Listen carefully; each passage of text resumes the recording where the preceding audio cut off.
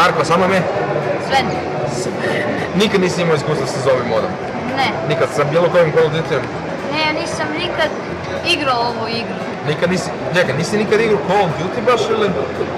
Ne, nisam nikad Black Ops 3. igrao ovu igru. Ok, dobro, ti ščimaš, sad se vrati nazad, okreni se i vidiš tamo ona vrata, to je tamo.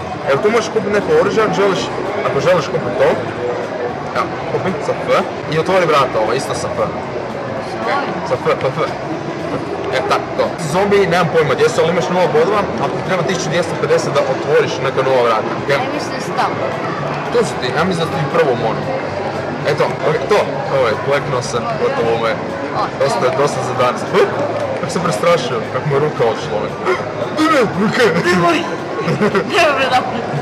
I gdje je sad? Tu ti je, vidiš iza, vidi ga. To, pokni.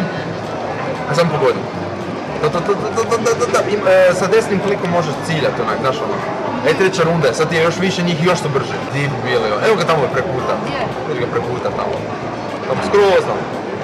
Vidiš da. Okreni se desno, dolazi ti od signalizacije. Vidiš. Sad pazi, sad su jedni, oni brži isto. Vidiš, pazi se. Znači imaš onih koji su pol sad brzi, koji te mogu samo onak se zaletiti na tebe. A ne ovaj tu koji, nemam pojma što radi, pleši. Pazi, imaš još 20 metaka. Iza leža. Ok, ako će ti zatrebati postaviti V ti je za one melee, a G ti je za granatu. Tada, još izdrži malo. Dobre. Baci granatu ako želiš. Sa G. Sa G. To ti je G, pravo.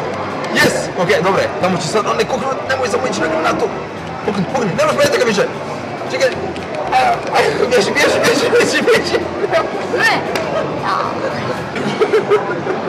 Kako se čini igrat?